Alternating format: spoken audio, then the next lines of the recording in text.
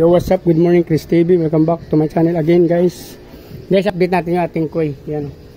Ginawa na natin dun sa ating IBC tank since nabayaran na kasi ito, guys.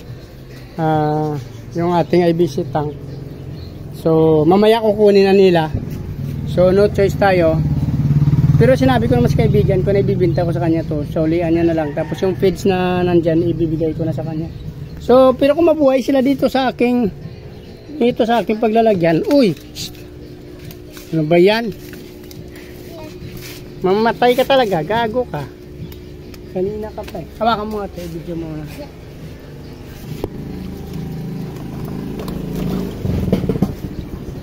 Dito. Tutukan mo dito. Sige na tayo. Bitawan na natin dyan sila, guys. Kaya ko yung pump. So yun na, guys, nabitawan na natin sila. Nagpawak tayo ng cellphone kay madam. Ayun sila, guys. Hindi ko alam kung mabubuhay sila pag walang air pump, pero may mga plants na naman dyan.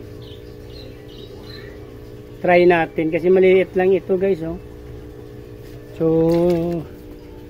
sayang din.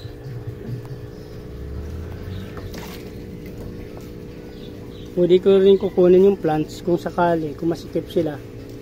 Sa tingin ko kukunin na lang natin plants. Ito na lang ilagay natin siguro. Ay yung ano yung ito kunin na lang natin. Ito mahirapan sila.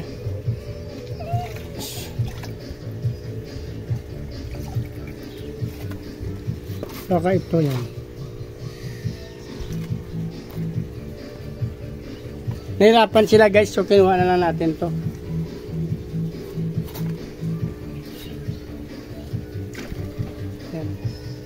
Para makaikot sila na maayos. Baka sakali mabuhay din sila dyan. Tingnan natin kung hindi sila mahirapan. Since may plants naman.